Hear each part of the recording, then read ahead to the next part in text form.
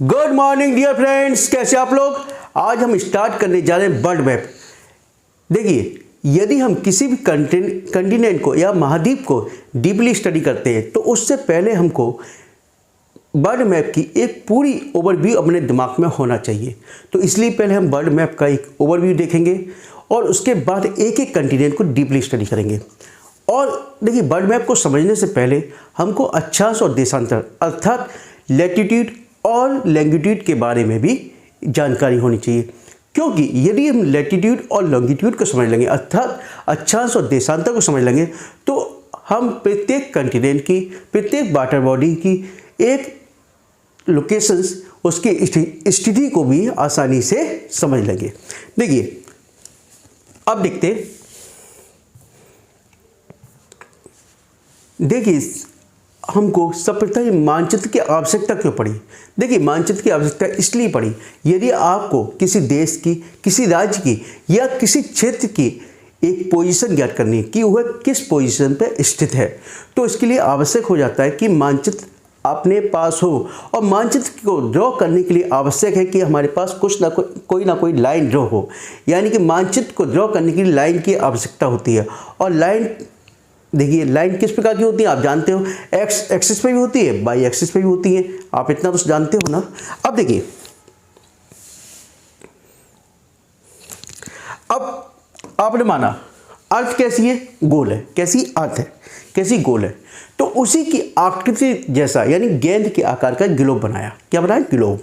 अब जब आप जानते हो कि गेंद कैसी है, आपकी अर्थ कैसी, गोल है, ठीक है। अब इसको दो भागों में डिवाइड करने के लिए एक लाइन ड्रॉ कर दी गई। क्या कर दी गई, एक लाइन ड्रॉ कर दी गई, ठीक है। लाइन ड्रॉ हो गई। अब ये लाइन आपको यानी अर्थ को दो भागों में डिवाइड करती, एक नॉर्थ हेमिस्फीयर में यानी उत्तरी गोलार्ध में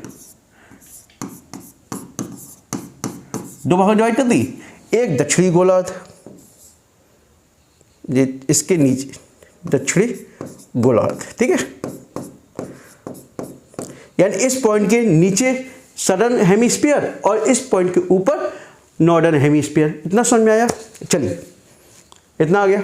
अब इस लाइन के पैरेलल अन्य लाइन भी ड्रॉ की गई। इस तरीके से हमने लाइन और ड्रॉ कर दी, ठीक है। और इस प्रकार से कुल लाइन जो ड्रॉ की गई वो 90 लाइन, यानी इस पॉइंट के, यानी जीरो, इस पॉइंट के जो अर्थ को दो भागों में डिवाइड कर रही है, इस पॉइंट, इस लाइन के पैरेलल नॉर्थ में 90 लाइन ड्रॉ की गई, 90। तो इस प्रकार से 90 लाइन ड्रॉ की गई और यहाँ पर आके इसका साइज इतना हो जाता है लाइन का कि एक पॉइंट के आकार की रह जाती है। इसी प्रकार से इन लाइन को इसके साउथ में भी इसी प्रकार ड्रॉ किया गया, ये देखिए। और अंत में इसका कैसे रह जाता है, एक पॉइंट के आकार की रह जाती है, ठीक है। तो आपने देखा इस लाइन को, यानी ये क्या होता है, ईस्ट यानी पूरब, और ये होती है पश्चिम, ठीक है। तो पूरब और पश्चिम को मिलाने वाली रेखा को क्या कहते हैं, अक्षांश बोलते हैं। क्या बोलते हैं, अक्षांश बोलते हैं। इतना समझ में आ गया। यानी कि वह लाइन जो पूरब से पश्चिम को मिलाती है क्या कहलाती है, अक्षांश कहलाती है। अब देखिए, जैसे जैसे हम अक्षांश का मान बढ़ता जाता है, यानी अक्षांश यानी कि जो 0 डिग्री, जो इसको दो भागों में डिवाइड कर रही है उसको मान लिया हमने 0 डिग्री। क्या मान लिया, 0 डिग्री, ठीक है। इसके बाद 1 डिग्री नॉर्थ, 2 डिग्री, इस प्रकार से नॉर्थ में चलेंगे और लास्ट में यहाँ 90 डिग्री नॉर्थ, ठीक है। और इसी प्रकार से 90 डिग्री साउथ, ठीक है। 90 डिग्री नॉर्थ और 90 डिग्री साउथ। अब जैसे जैसे हम ऊपर जाते जा रहे हैं या अक्षांश का मान बढ़ता जा रहा है, वैसे वैसे आपने देखा लाइन जो है वो कैसी होती जा रही है, छोटी होती जा रही है। हो रही है, बताइए, हो रही है। चलिए, अब यहाँ से 0 से 23.5 डिग्री नॉर्थ में, 23.5 डिग्री, देखिए नॉर्थ में एक लाइन ड्रॉ की गई, इसको बोला गया ट्रॉपिक ऑफ कैंसर यानी कर्क रेखा, जिसको बोलते हैं हम कर्क रेखा। इसी प्रकार से 23.5 डिग्री साउथ में लाइन ड्रॉ की गई, ये देखिए इस लाइन को बोलते हैं ट्रॉपिक ऑफ कैप्रिकॉर्न, कैप्रिकॉर्न है ना, और या मकर रेखा 23.5 तक हो गया। इसके बाद 66.5 डिग्री पे एक लाइन ड्रॉ की गई नॉर्थ में, देखिए 66.5 डिग्री एक लाइन, इसको बोलते हैं आर्कटिक सर्किल या आर्कटिक वृत्त, ठीक है। इसी प्रकार से 66.5 डिग्री साउथ में एक लाइन ड्रॉ की गई, इसको बोलते हैं अंटार्कटिका सर्किल। क्या बोलते हैं? अंटार्कटिका सर्किल, ठीक है, या अंटार्कटिका वृत्त। इतना समझ में आया। अब सबसे ऊपर आप देखते हो 90, सबसे लास्ट में इधर साउथ में 90 डिग्री, ठीक है।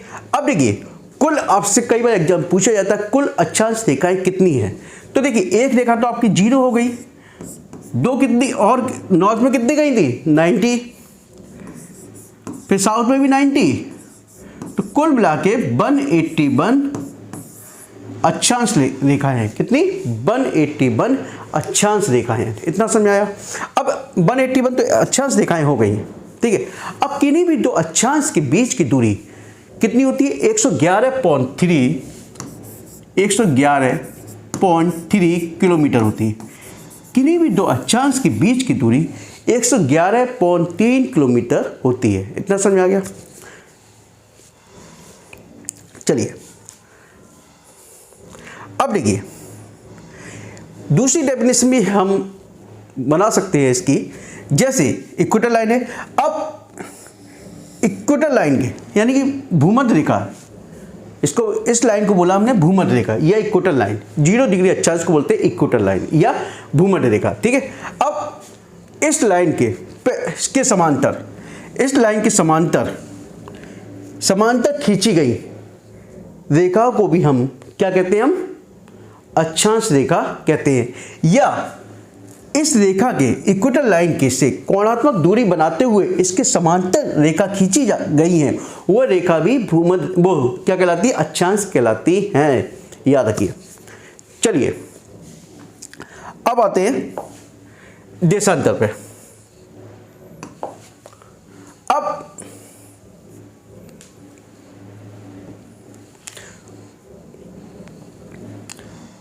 अब ये देखिए पूर्व से पश्चिम तो मिला लिया आपने, अब उत्तर से दक्षिण भी तो मिलाएंगे।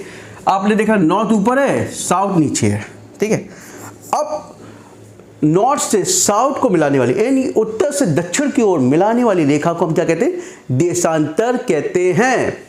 यानी देखिए उत्तर से दक्षिण को मिलाने वाली, ये देखिए। अब इसमें देखिए प्राइम मेरिडियन यानी प्रधान रेखा, मध्याह्न रेखा, जी देखिए 0 डिग्री दिखा, मध्याह्न रेखा जो है आपकी 0 डिग्री। अब यानी कि स्टार्टिंग पॉइंट, या मध्याह्न रेखा बोल लो या प्रधान रेखा बोल लीजिए, ठीक है। प्राइम मेरिडियन जो आपका क्या है? 0 डिग्री देशांतर, ठीक है। अब उत्तर से लेकर दक्षिण तक मिलाने वाली रेखा क्या कहलाती है? देशांतर कहलाती है। अब ये देखिए एक आपने देखा संतरा ऑरेंज देखा होगा, ऑरेंज के फलक होते हैं, इसी प्रकार से इसके फल, ये देखिए इस तरह की लाइन ड्रॉ की गई है, ठीक है। अब आपने सुविधा के अनुसार 0 डिग्री देशांतर रेखा को प्रधान रेखा मान लिया गया, ठीक है। अब 0 डिग्री के जस्ट पीछे यानी 0 डिग्री प्रधान रेखा के जस्ट पीछे 180 डिग्री है। क्या है?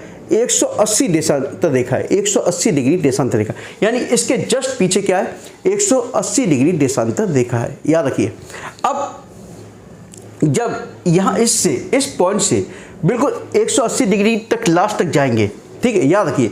यानी माना ए आपकी 0 डिग्री देशांतर रेखा है, ठीक है, मान के चल रही 0 डिग्री देशांतर रेखा है। अब इससे तुम क्या जाओगे? 180 डिग्री देशांतर रेखा तक जा रहे हो, तो 179 डिग्री तो आपकी ये रेखा ही खींची गई। याद रखिए देशांतर प्लस, और याद रखिए जिस प्रकार से 0 डिग्री देशांतर रेखा है, एक क्या है? प्रधान रेखा है, यानी स्टार्टिंग पॉइंट है आपका।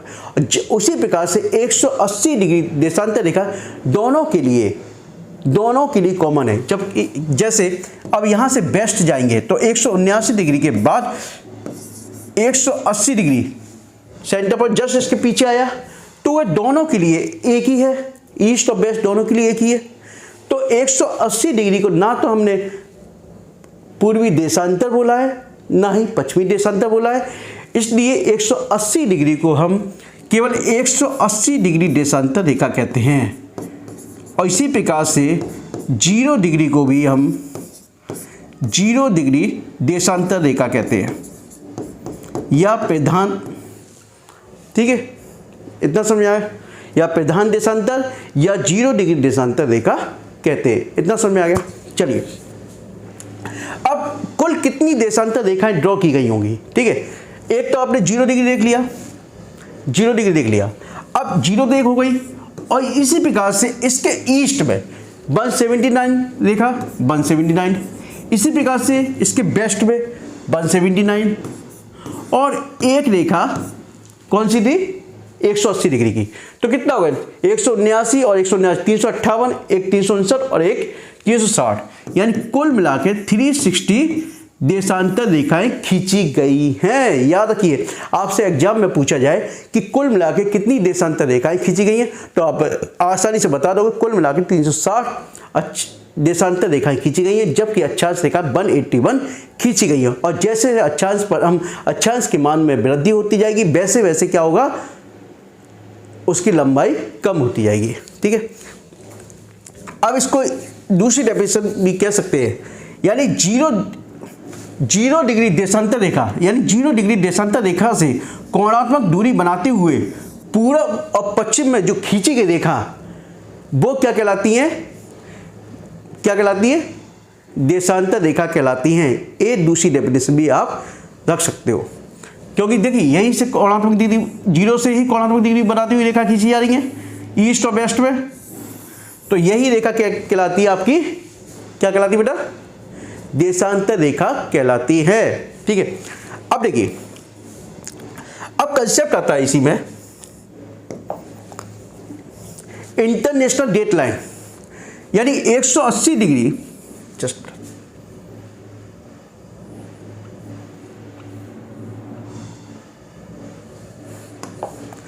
180 डिग्री देशांतर रेखा को हमने क्या कहा है, यानी 180 डिग्री देशांतर रेखा को हमने इंटरनेशनल डेट लाइन कहा है। डेट लाइन यानी अंतरराष्ट्रीय तिथि रेखा बोला है, और इस तिथि की जो लाइन ड्रॉ की गई है वो एक जिगजैग की भांति, यानी जिगजैग इस तरीके से ड्रॉ की गई है। इसका एक रीजन है, मैं बता रहा हूं आपको किस तरीके से, लेकिन आपने देखा एग्जाम में कई बार क्वेश्चन पूछा जाता है कि यदि हम अंतरराष्ट्रीय रेखा के पूर्व से पश्चिम की ओर जाते हैं, कैसे, या पश्चिम से पूर्व की ओर जाते हैं, तो क्या होता है, यानी दिन में वृद्धि, दिनों की संख्या में वृद्धि होती है कि कमी होती है। इस तरह क्वेश्चन कई बार एग्जाम में पूछा जाता है। तो देखिए, आपने देखा, आप जानते हो ऑर्डिनरी कि ये ईस्ट होता है, ये वेस्ट होता है, ये आपका वेस्ट, ठीक है। जब यहाँ पर 0 डिग्री क्या है, हमारा 0 डिग्री है, तो ये ईस्ट है और ये वेस्ट है, समझ में आया। लेकिन अब मैं इस 0 डिग्री की अपेक्षा पीछे वाला घुमा के, इसको घुमा के, यानी 180 डिग्री वाली लाइन यहाँ पर लेके आता हूँ, 180 डिग्री घुमा के ला रहा हूँ, तो जो ईस्ट की जगह हो जाएगा वेस्ट हो जाएगा, और वेस्ट की जगह ईस्ट हो जाएगा, ठीक है। समझ में आया, इतना समझ में आया, इतना समझ में आया या नहीं।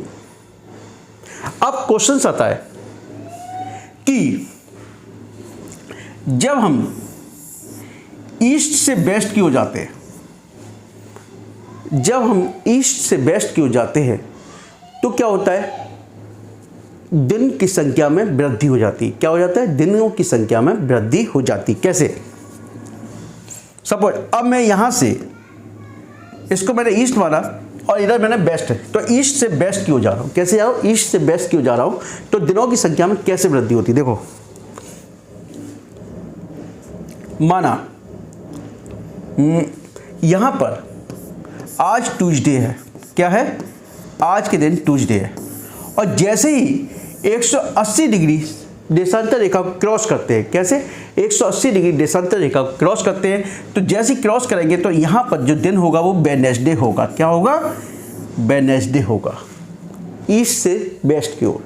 जबकि वेस्ट से ईस्ट की ओर जाएंगे, आज यहाँ वेडनेसडे है, तो यहाँ जैसे ही 180 डिग्री क्रॉस करोगे तो ये क्या हो जाएगा, ट्यूसडे हो जाएगा।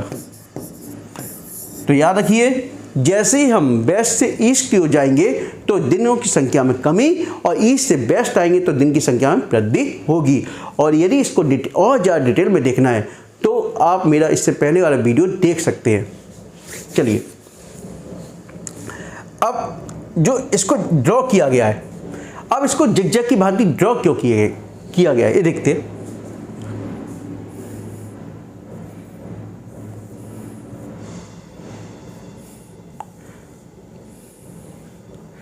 देखिए, आप जानते हो कि जैसे ही कोई व्यक्ति इंटरनेशनल डेट लाइन यानी कि 180 देशांतर क्रॉस करता है, यानी उसकी डेट में अर्थात दिन में क्या होता है, अर्थात समय में परिवर्तन हो जाता है। ये 24 घंटे का अंतर आ जाता है। कितने का, 24 घंटे का। तो कैसे दिखते हैं, तो इस अंतर को रोकने के लिए इसको जिग जैग की भांति ही ड्रॉ किया गया है। कैसे, माना ये आपकी 180 देशांतर रेखा आ रही है।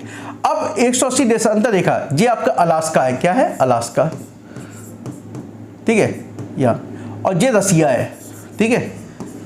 अब यदि यूं ड्रॉ कराएंगे इस पे, तो 180 देशांतर रेखा यहाँ आएगी या नहीं आएगी, तो क्या होगा, समय भाई 180 देशांतर रेखा यानी यहाँ के लोग इधर से इधर जाएंगे तो समय में परिवर्तन हो जाएगा, और इधर से इधर जाएंगे तो समय में परिवर्तन हो जाएगा।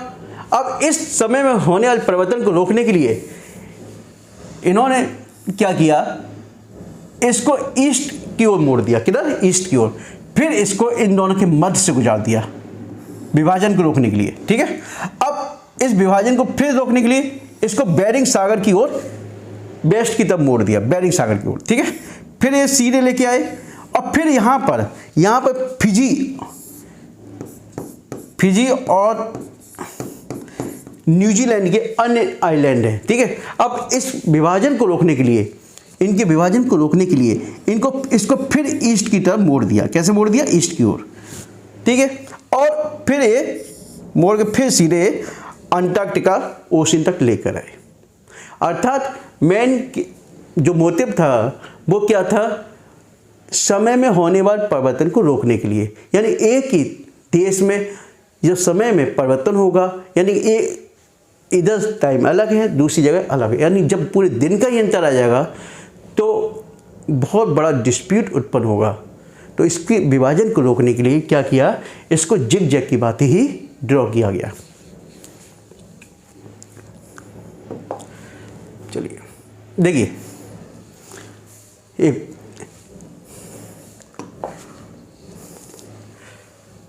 अब जो अर्थ है 24 घंटे में कितना घूमती है, 360 डिग्री। कितना, 360 डिग्री, ठीक है। तो एक घंटे में कितने घूमेगी,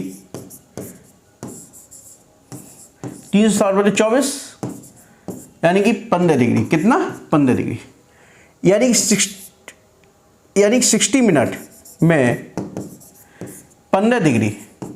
तो 1 डिग्री में 60/15, तो 1 डिग्री में 4 मिनट घूमती है, याद रखिए। यानी कि 1 डिग्री घूमने में 4 मिनट लगता है, ठीक है। 15 डिग्री घूमने में 60 मिनट, तो 1 डिग्री घूमने में 4 मिनट लगता है, याद रखिए।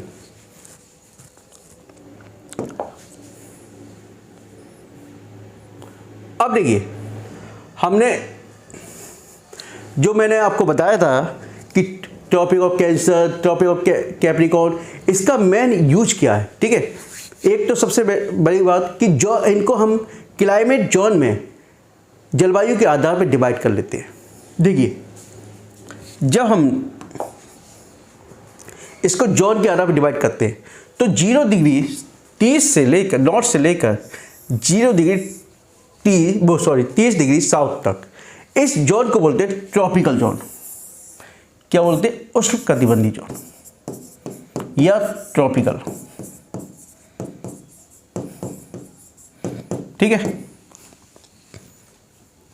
इतना समझ आया? उष्णकटिबंधीय जोन बोलते हैं। अब यहां टेम्परेचर क्या होगा? अधिक होगा, रेनफॉल भी अधिक होता है। जबकि 30 डिग्री से 60, 30 से 60 नॉर्थ और 30 से 60 साउथ, इसको बोलते हैं टेम्परेट जोन अर्थात शीतोष्ण। ठीक है, क्या बोलते हैं? शीतोष्ण।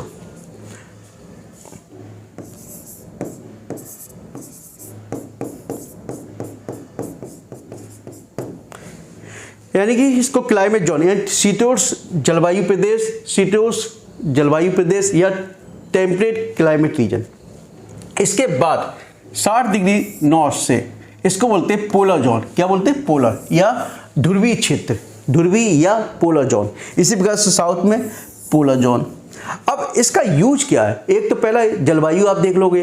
अब कई बार एग्जाम पूछा जाता है कि कौन सी घास ऑस्ट्रेलिया के दक्षिणी भाग में पाई जाती है, दक्षिणी क्षेत्र में किस प्रकार की घास पाई जाती है? शीतोष्ण घास के मैदान यहाँ पाए जाते हैं और इसका नाम क्या है, या यहाँ पर घास के मैदान का नाम दे दिया। अब पूछा जाएगा कि किस प्रकार की ग्रासलैंड है। ठीक है, ट्रॉपिकल है कि टेम्परेट है, कई बार एग्जाम पूछा गया। इसी प्रकार से आप देख लीजिए इस जोन में भी, जहाँ पे नॉर्थ अमेरिका में जैसे प्रेरी घास के मैदान पाए जाते हैं। ठीक है, अब कई बार एग्जाम पूछा जाता है कि नॉर्थ अमेरिका में पाए जाने वाली घास के मैदान को क्या कहते हैं और यह किस प्रकार की घास के मैदान है। दोनों तरीके से क्वेश्चन बन गया, यानी किस प्रकार के हैं, टेम्परेट है कि ट्रॉपिकल है, अर्थात उष्णकटिबंधीय है कि शीतोष्ण कटिबंधीय है, क्वेश्चन पूछा गया। इसी प्रकार से ब्राजील, यहाँ वेनेजुएला में पाए जाने वाले घास के मैदान लानोस पाए जाते हैं, तो वो कैसे ट्रॉपिकल है कि टेम्परेट है। और ब्राज़ील में देखा कंपोज पाए जाते हैं, ब्राज़ील में पाए जाने वाले कैसे ट्रॉपिकल है कि टेम्परेट है। अर्जेंटीना में पाए जाने वाले घास के मैदान कैसे हैं, वो पूछे जाते हैं आपसे। इसी प्रकार से अफ्रीका में पाए जाने वाले, यूरोप में पाए जाने वाले घास के मैदान ग्रासलैंड। तो इस प्रकार कई क्वेश्चन बनते हैं। और कई बार आपसे पूछा जाता है कि जैसे चिली का कोई मरुस्थल का नाम दे दिया, अटाकामा डिजर्ट किस प्रकार का डिजर्ट है, पेंटागोनिया डिजर्ट किस प्रकार का डिजर्ट है, तो मंगोलिया डिजर्ट किस प्रकार का डिजर्ट है। तो इन सब का अध्ययन करने के लिए यदि हम क्लाइमेट जोन में डिवाइड कर लेंगे तो बड़ी आसानी से आप समझ जाओगे और उसको लर्न भी कर लोगे। चलिए, अब मेन टॉपिक आता है बर्ड मैप।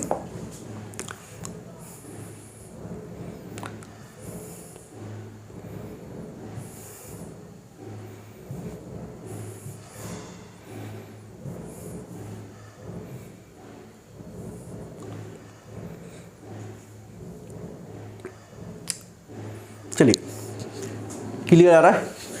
अब देखिए, बर्ड मैप को समझते हैं, ओवरव्यू उसका जानना जरूरी है हमारे लिए, क्योंकि तभी हम हर महाद्वीप की डिटेल में स्टडी कर सकते हैं। ठीक है, अब देखिए, ये आपको मैंने बताया ही आपको, यानी 66.5 डिग्री नॉर्थ और 66.5 डिग्री साउथ। ठीक है, अब ये देखिए, यहाँ देखिए आर्कटिक ओशियन है। क्या है? Arctic ocean. ठीक है, इसी प्रकार से साउथ में देखिए, साउथ में आपका, मैं दिखा देता हूं पहले आपको,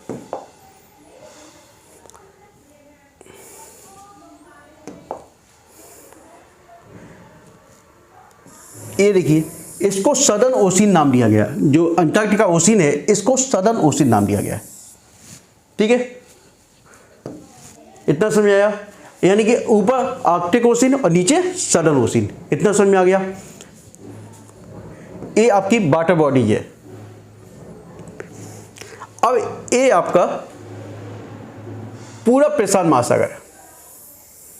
यानी कि इन महाद्वीप के वेस्ट में पूरा जो प्रशांत महासागर, इनको दो भागों में डिवाइड कर दिया, यानी इक्वेटर से नॉर्थ में है तो नॉर्थ पैसिफिक ओशियन, और इक्वेटर से साउथ में तो साउथ पैसिफिक ओशियन। समझ में आया?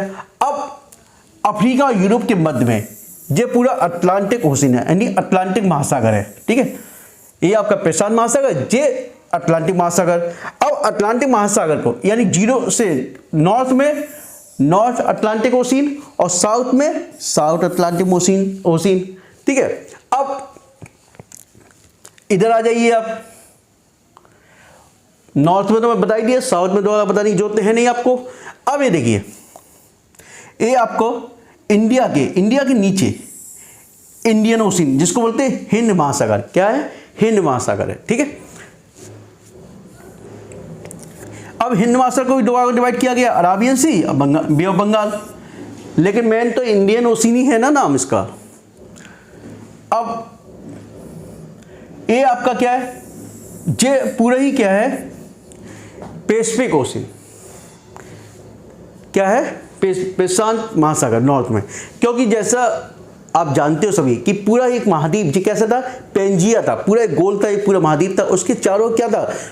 महासागर था। इसको पेंटालासा बोलते हैं। ठीक है, ठीक है, पेंटालासा जो पूरा एक महासागर था, जबकि पेंजिया एक महाद्वीप था। जब वैगनर की थ्योरी के अनुसार हम लोग डिटेल में स्टडी करेंगे, चाहे तो आप देखना चाहो तो मेरे पिछले ग्रुप में पूरा डिटेल में मैंने बताया है, तो उसमें जाके देख सकते हो कि किस प्रकार से महासागर प्रशांत महासागर बना। ठीक है, तो ये पूरा राउंड है, तो ये देखिए, ये वेस्ट है तो ये ईस्ट। ठीक है, और है पूरा वो प्रशांत महासागर ही है पूरा। क्यों? आज कैसी गोल है, कैसी है? गोल है।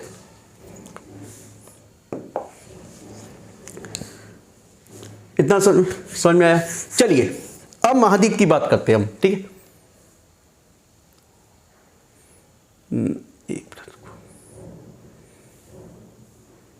चलिए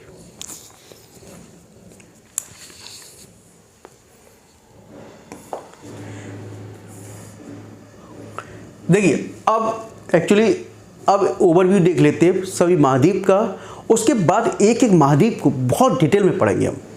ठीक है, अब देखिए नॉर्थ अमेरिका महाद्वीप। क्या है? नॉर्थ अमेरिका महाद्वीप। अब नॉर्थ अमेरिका महाद्वीप के नॉर्थ में क्या है? आर्कटिक ओशियन है। ठीक है, इसके वेस्ट में क्या है? नॉर्थ पैसिफिक ओशियन है। ये देखिए,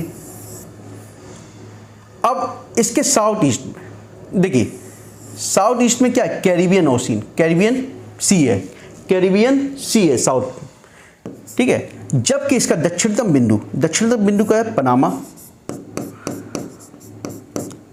पनामा सिटी भी है, और यहां पनामा नहर भी है। जबकि इसके ईस्ट में ये देखिए क्या है? नॉर्थ अटलांटिक ओशियन है, और यहां पर ये आपका इन दोनों के मध्य में ग्रीनलैंड और लैब्राडोर, ये आपके बैफिन बे है।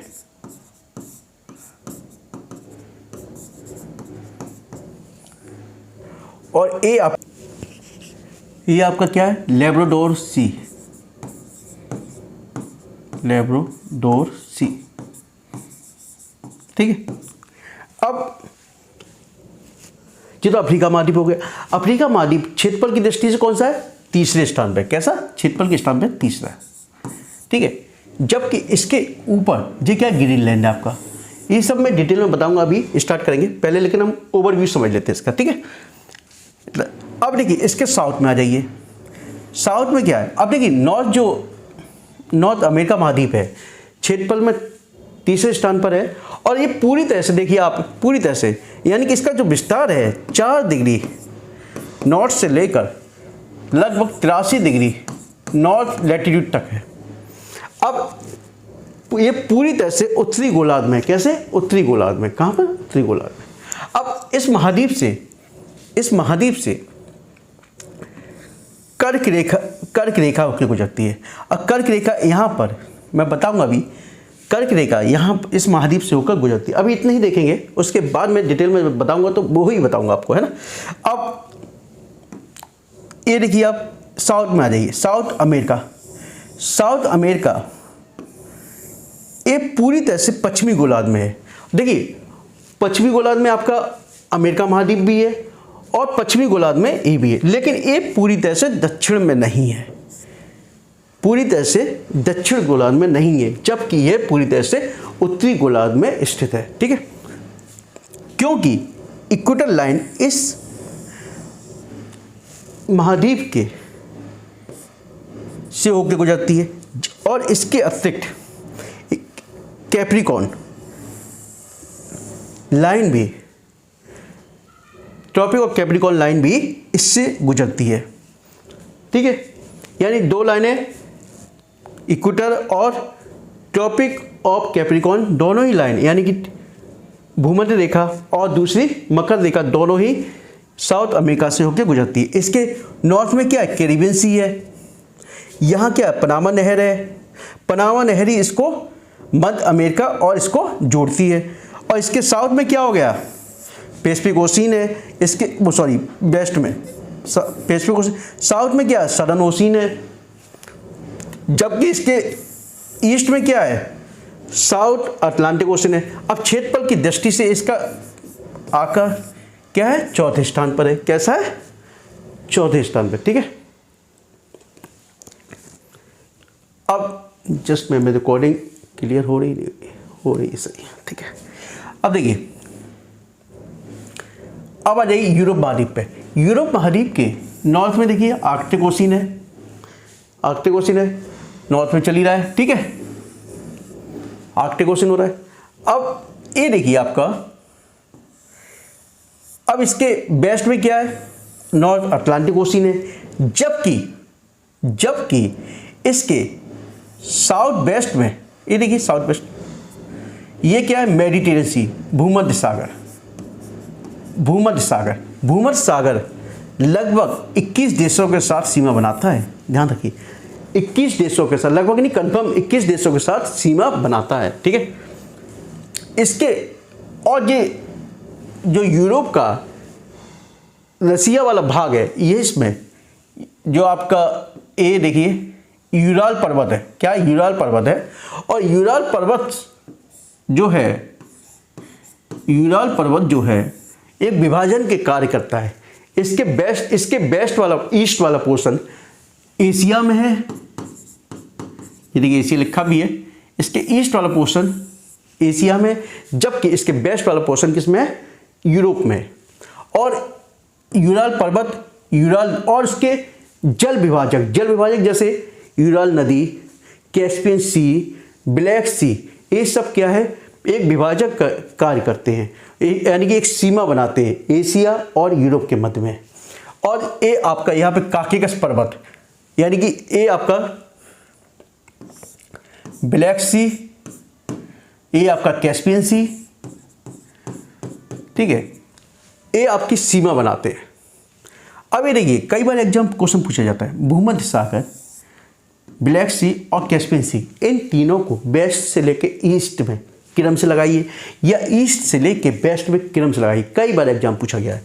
तो भूमध्य सागर को आप ए मान लो, तो ये बी और सी बड़े आसान से याद कर लो, समझ में आ गया। जबकि इसके आप देखिए, इसके ईस्ट में क्या है, पैसिफिक ओशियन है, क्या है, पैसिफिक ओशियन है आपका। अब ये देखिए, साउथ अफ्रीका के नॉर्थ में क्या आपका भूमध्य सागर है, वही मेडिटेरियन सी, और इसके वेस्ट में क्या है, साउथ अटलांटिक ओशियन है, और इसके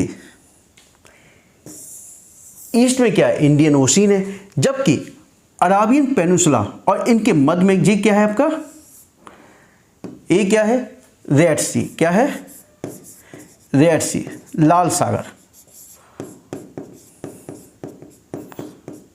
क्या है, लाल सागर है। ठीक है, ये आपका लाल सागर।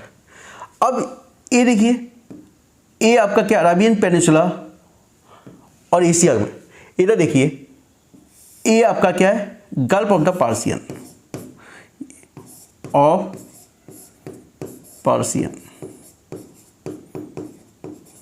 ठीक है, गल्फ ऑफ द पर्सियन, इतना समझ में आया। ये आपका अफ्रीका महाद्वीप।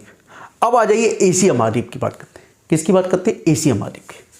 अब एशिया महाद्वीप में ये पूरा देखिए, ये पूरा यहाँ से पूरा भाग किसमें है, एशिया में ही आता। अब एशिया का देखिए, एशिया का जो अफ्रीका से सीमा बनाता है वो क्या है, रेड सी बना रहा है। क्या बना रहा है, रेड सी। और जबकि इस साउथ एशिया में इसके क्या है, नीचे क्या है आपका, इंडियन ओशियन है। देखिए पूरा इंडियन ओशियन है इसके। और इधर देखिए आपका ईस्ट में क्या है, पैसिफिक ओशियन है। क्या है, पैसिफिक ओशियन। अभी मैं इसको डिटेल में बताऊंगा, केवल ओवरव्यू देख लीजिए आप इसका, ठीक है। ये क्या आपका पैसिफिक ओशियन है, प्रशांत महासागर, ठीक है। अब साउथ यानी कि इंडिया के देखिए आपका मिडिल ईस्ट, ये आपके मिडिल ईस्ट। अब यहाँ पर तुम्हारे पास क्या, भूमध्य सागर। क्या है, भूमध्य सागर है तुम्हारे पास, यानी इसके वेस्ट में क्या है, भूमध्य सागर है, ठीक है। अब ये देखिए, ये आपका ऑस्ट्रेलिया, यानी कि ऑस्ट्रेलिया। अब देखिए यहाँ पर पहले देख लेते, यूरोप क्षेत्रफल की दृष्टि से 6वें पोजीशन पे, किस पोजीशन में, 6th पोजीशन पे, ठीक है। और जबकि अफ्रीका क्षेत्रफल की दृष्टि से कैसा है, दूसरी पोजीशन पे। कैसा, दूसरी पोजीशन पे। अब एशिया क्षेत्रफल की दृष्टि से पहली पोजीशन पे। कैसे, पहली पोजीशन पे, याद रखिए, एशिया क्षेत्रफल की दृष्टि से पहली पोजीशन पे। अब ऑस्ट्रेलिया को देखो, ऑस्ट्रेलिया के वेस्ट में क्या है, इंडियन ओशियन है, ठीक है। साउथ में क्या, सदर्न ओशियन है, सदर्न ओशियन। और इसके ईस्ट में क्या है, पैसिफिक ओशियन है। समझ में आ गया इतना। तो एक जो ओवरव्यू था। अब तुम्हारे पास देखिए, अब यहां से देखिए, यानी अफ्रीका महाद्वीप एकमात्र महाद्वीप है जिससे तीनों ही रेखाएं होकर गुजरती हैं, यानी कि कर्क, भूमध्य और मकर रेखा तीनों महाद्वीप से होकर तीनों ही रेखा अफ्रीका महाद्वीप से होकर गुजरती हैं। अब ऑस्ट्रेलिया महाद्वीप से केवल एकमात्र रेखा, और यह पूरी तरह से दक्षिणी गोलार्ध में स्थित है। कहां से, पूरी तरह से दक्षिणी गोलार्ध में स्थित है। और एकमात्र ऐसा महाद्वीप है जो पूरी तरह से अपने महाद्वीप में फैला हुआ है, पूरी तरह से फैला हुआ है।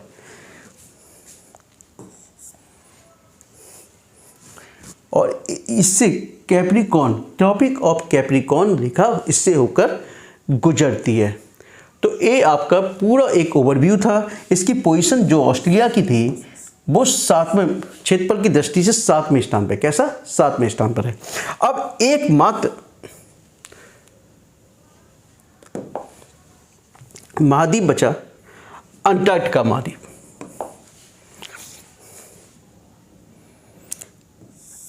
ये अंटार्कटिका महाद्वीप है।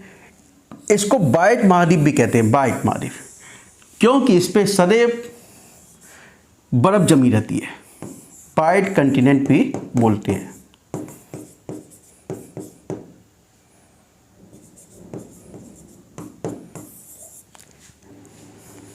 एक मिनट, देखिए अंटार्कटिका महाद्वीप क्षेत्रफल की दृष्टि से कैसा है, 5वें स्थान पे। कैसा है, 5वें स्थान पे।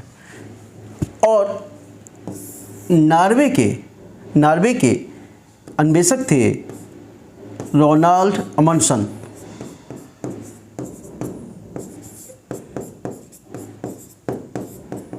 जिन्होंने 1911 में अंटार्कटिका महाद्वीप पर कदम रखा था, 1911 में। और इस पर लगभग 2200 मीटर की बर्फ की परत जमी रहती है, और इसी कारण इसको बाइट कंटिनेंट भी बोलते हैं, याद रखिए। चलिए, अब इसी महाद्वीप के अंतर्गत थोड़ा कर्क रेखा, मकर रेखा, भूमध्य रेखा, 0 डिग्री देशांतर रेखा, 180 डिग्री देशांतर रेखा किन किन महाद्वीप से होकर गुजरती है, इनको भी अब इसी के अंतर्गत देखते हैं, ठीक है।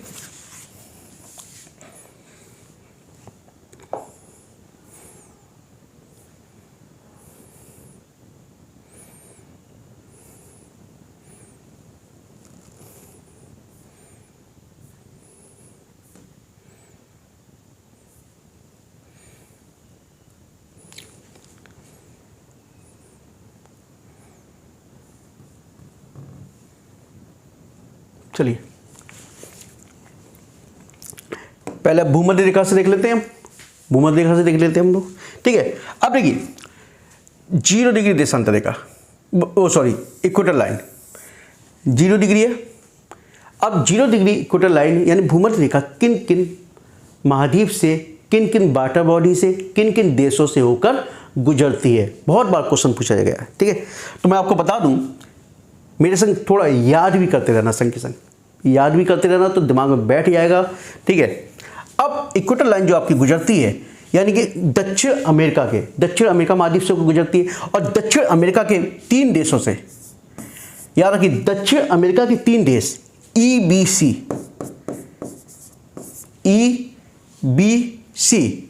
इक्वाडोर,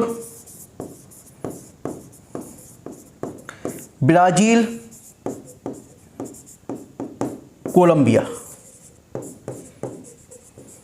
EBC 3 देश हो गए EBC, ठीक है। इक्वाडोर, कोलंबिया, ब्राजील, ठीक है। अब सीधे चलिए, अब अफ्रीका महाद्वीप के 7 देश, Sao Tomo, Gabon, Congo, democratic Republic of Congo, Uganda, Kenya, Somalia, यानी कि Sao Tomo 1, Gabon 2, Congo 3, democratic Republic of Congo 4, Uganda 5, Kenya 6, Somalia 7, यानी 7 देशों से गुजरती है, यानी कि अफ्रीका के 7 देशों से गुजरती है। तो कितने हो गए 3 7 10 और 3 देश और है अपने, तो 3 देश में एक हो गया आपका मालदीव, ये मालदीव हो गया, एक इंडोनेशिया हो गया और एक हो गया किरीबाती। तो इंडोनेशिया और मालदीव तो आपके एशिया के हैं और जबकि किरीबाती किसका है भाई, एशिया महाद्वीप का हिस्सा नहीं है, ध्यान रखिए। ये आपको ऑस्ट्रेलिया के अंतर्गत ही पड़ता है, ऑस्ट्रेलिया महाद्वीप के, ठीक है, ये ऑस्ट्रेलिया महाद्वीप के अंतर्गत पड़ता है। अब ये देखिए तो कितने हो गए 3 7 10 10 11 1 12 और किरीबाती 3, यानी 13 देशों से होकर गुजरती है। कुल कितने देशों से 13 देशों से गुजरी और कितने महाद्वीप से गुजरी 1 2 3 वो सॉरी 2 महाद्वीप से होकर गुजरी, ठीक है, 2 महाद्वीप और 3 एशिया सॉरी एशिया है 3 महाद्वीप से, सॉरी 3 महाद्वीप से और 13 किससे 13 कंट्री से। और ये देखिए आपके अब वाटर बॉडीज की बात कर ली जाए, कितनी वाटर बॉडीज से होकर गुजरी।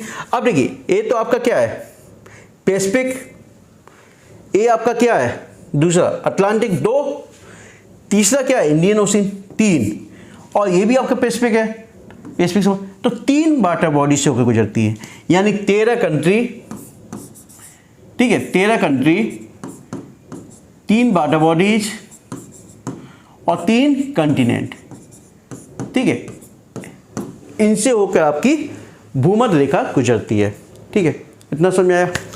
तो क्वेश्चंस कई बार एग्जाम पूछा गया है कि कितनी वाटर बॉडी से होकर गुजरती है, कितने कंटिनेंट से होकर गुजरती है, कितने देशों से होकर गुजरती है और अफ्रीका महाद्वीप के कितने देशों से होकर गुजरती है, या दक्षिण अमेरिका महाद्वीप के कितने देशों से गुजरती है, या एशिया महाद्वीप के कितने देशों से होकर गुजरती है, ठीक है। अब ट्रॉपिक ऑफ कैप्रिकॉर्न, ये आपकी ट्रॉपिक ऑफ कैप्रिकॉर्न, ठीक है, इसको बोलते हैं मकर रेखा। अब मकर रेखा अमेरिका के 4 देशों से, अमेरिका के 4 देशों से गुजरती है, किससे CAPB,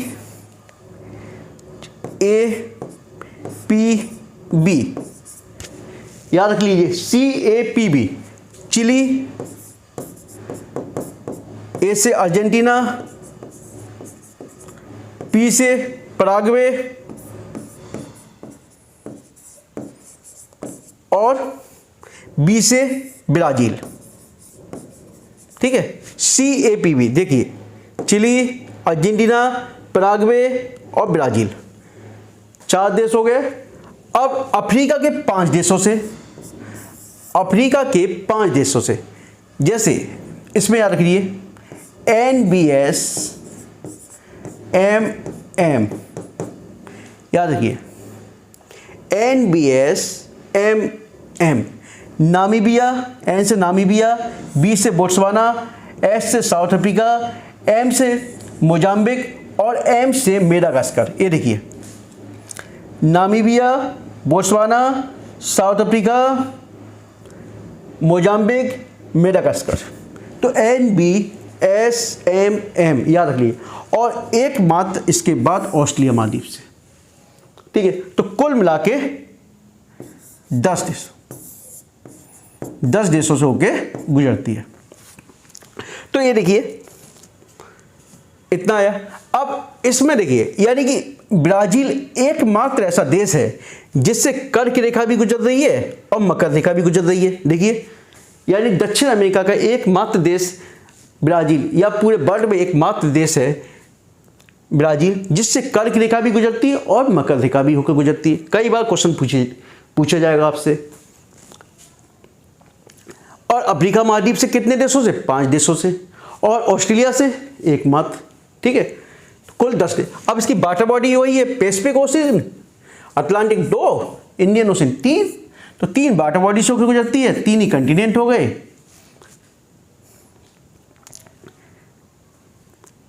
समझ में आ गया इतना? चलिए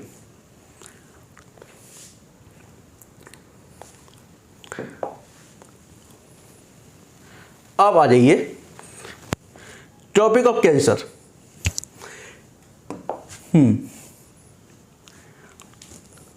देखिए जेरी ट्रॉपिक ऑफ कैंसर यही है।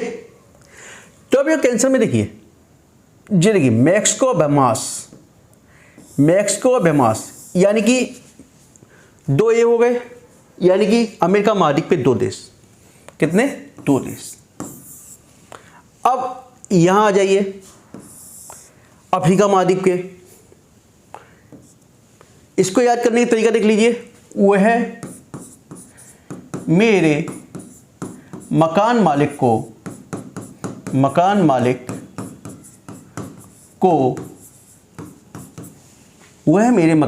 को नेपाल,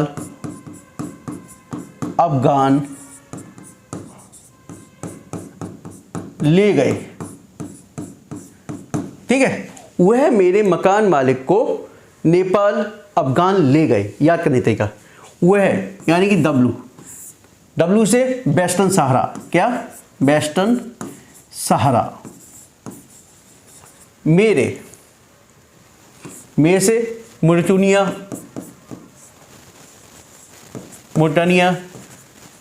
फिर M से माली,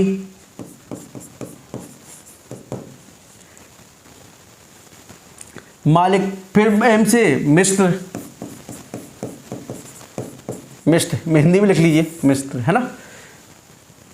नेपाल से नाइजर, से अफगान, अल्जीरिया, ला से लीबिया। 1 2 3 4 5 6 7, यानी कि वह मेरे मकान मालिक को नेपाल, अफगान ले गए। ठीक है, तो वेस्टर्न सहारा, मोरिटानिया, माली देखिए ड्रॉ कर दो से।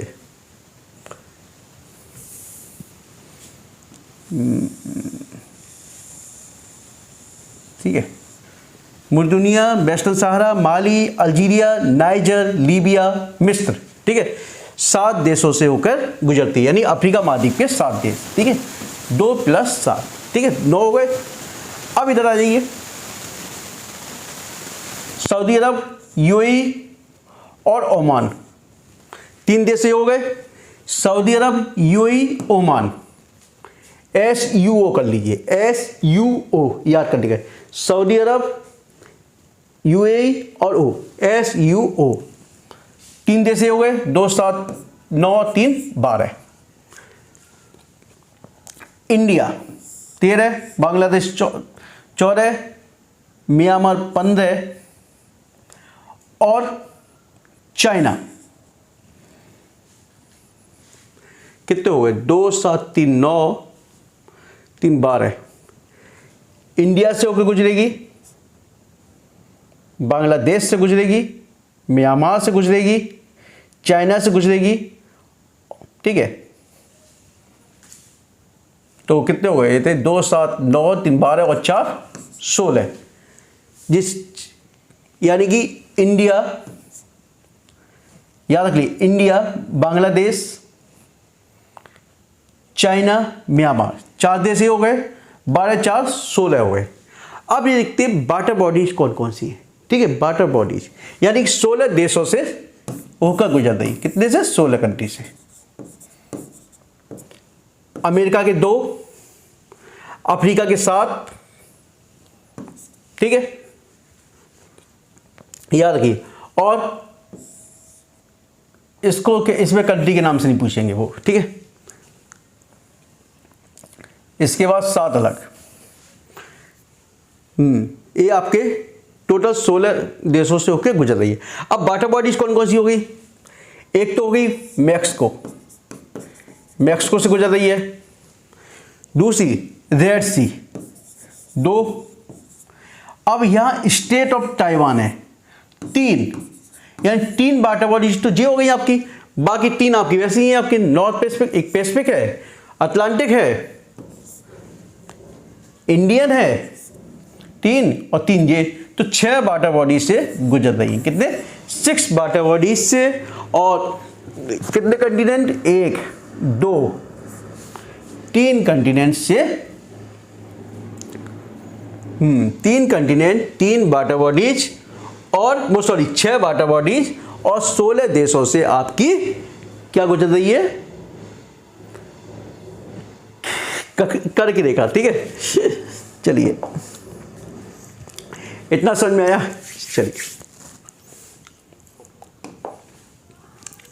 चलिए अब देखते हैं 0 डिग्री देशांतर रेखा। ये देखिए 0 डिग्री देशांतर रेखा, ये देखिए ये सीधी आ जाएगी, ये आपकी 0 डिग्री से, ठीक है। अब 0 डिग्री देशांतर रेखा को मेरे साथ देखिए, याद कर लिए, USA MTBG,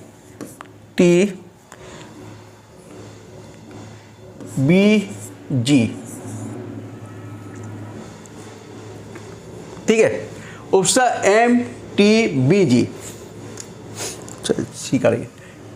यू से यूनाइटेड किंगडम, यानी यूनाइटेड किंगडम का वह हिस्सा जहां से 0 डिग्री यानी ग्रीन बीच वाला हिस्सा, यानी इंग्लैंड वाला, ठीक है। यानी इंग्लैंड वाला हिस्सा यूनाइटेड किंगडम में, इंग्लैंड से होकर गुजरी, और यानी ग्रीन बीच, ठीक है। उपसा फ्रांस, एफ से फ्रांस, एस से स्पेन, स्पेन के बाद अल्जीरिया, 4 हो गए आपके। एम से माली, 6 से बुर्किना फासो, MBTG कर लो, बुर्किना फासो। फिर आपका टोगो, फिर आगे आके घाना, ठीक है। कुल 6 देशों से, 8 देशों से आपकी 0 डिग्री देशांतर रेखा होकर गुजरती है। याद रखिए 8 देशों से, ठीक है। अब ये तो आपकी इससे संबंधित क्वेश्चंस हो गए, ठीक है। अब देखते थोड़ा इसी में ले लेते हैं, ठीक है। अब मैंने आपको बताया था मेडिटेरियन सी के आगे आपका क्या है? कैस्पियन सी। क्या है? कैस्पियन सी। और ये आपका अरल सागर है, और ये ब्लैक सी है। क्या है? ब्लैक सी। अब इनकी किन किन देशों के साथ सीमा बनती है? कितने देशों के साथ सीमा बनती है? कई बार एग्जाम में क्वेश्चन पूछा गया है। तो ये देखें, पहले ब्लैक सी को देख लीजिए आप बेटा, और थोड़ा सा याद कर लीजिए, है ना। ब्लैक सी, इसको याद कर लीजिए, र जी, ठीक है। तुर्की, टी से तुर्की, बी से बुल्गारिया, आर से रोमानिया, यू से यूक्रेन, आर से रसिया, आर यू, जे से जॉर्जिया, ठीक है। ये 6 देशों के साथ आपकी सीमा, 1 2 3 4 5 6 देशों के साथ आपकी ब्लैक सी सीमा बनाता है। ये देखिए, आपको मैं बता देता हूँ, अभी एक बार दिखा भी देता हूँ।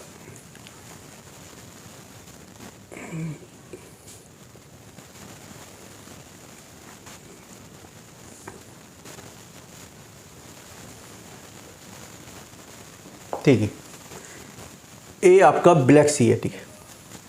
ये आपका तुर्की, ये आपका ब्लैक सी है। तुर्की, ये तुर्की हो गया, बुल्गारिया हो गया, ये रोमानिया हो गया, यूक्रेन हो गया, 4, ये रसिया और ये जॉर्जिया, ठीक है।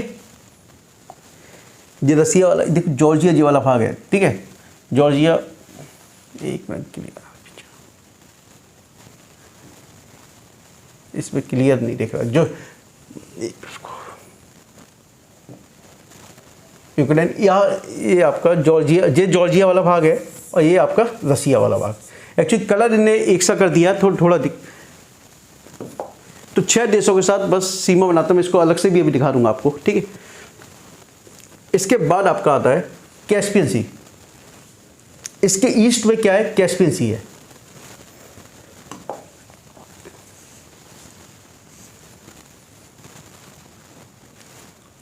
देखिए, ये आपका कैस्पियन सी है। इसको थोड़ा मैं अलग से भी दिखाऊंगा अभी, ठीक है। अभी एक साथ इसको, तो इसको याद करने का एक तरीका रख लीजिए, तारिक, ठीक है। टी से तुर्कमेनिस्तान, ए से अरबेजान, आर से रसिया, आई से ईरान, के से कजाकिस्तान, ठीक है। तो 5 देश इससे सीमा बनाते हैं। देखिए कैसे, ईरान, एक्चुअली क्या है इसमें क्लियर, मैं अलग से दिखाता हूँ इसको मैं अभी, एक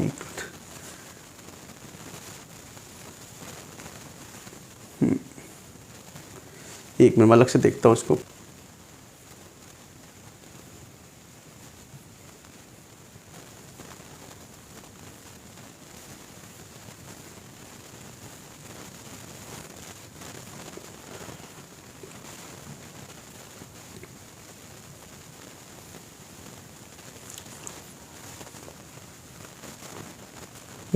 केस में सी,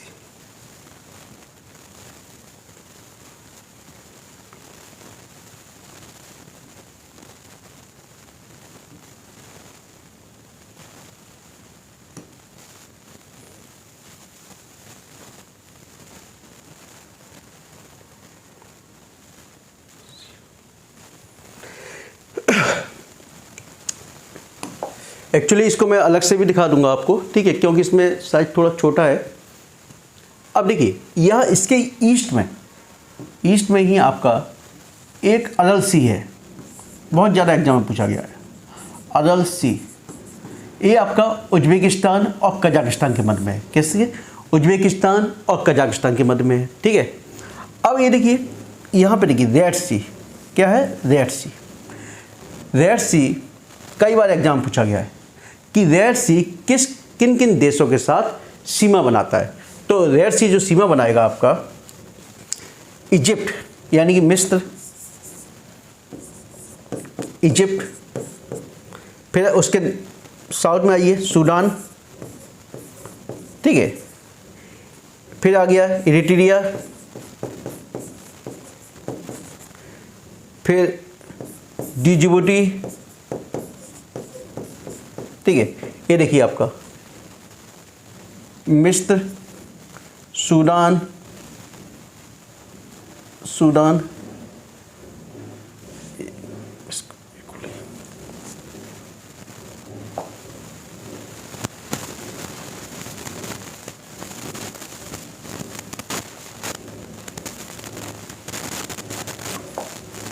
एक्चुअली क्या है, इसको ज़्यादा ब्रेड बाइट करता हूँ फट जाता है ये। तो ये देखिए, ये इजिप्ट हो गया आपका, सूडान हो गया, इरिट्रिया हो गया, और ये आपका जिबूती हो गया। 4 ये हो गया। अब इसके बाद आपके सऊदी अरब और यमन, यानी कुल 6 देश आपके इससे सीमा बनाते हैं। ठीक है, तो कैसे याद करोगे? इरिट्रिया,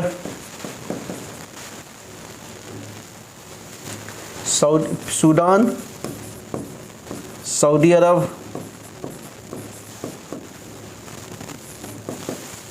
यमन, जिबूती,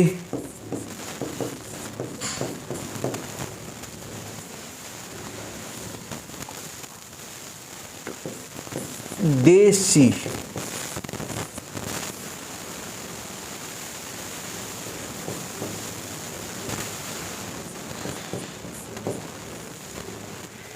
डी से जिबूती, इरिट्रिया, जिबूती, सऊदी अरब, सूडान, यमन, यानी 6 देशों से आपकी सीमाएं बनती हैं।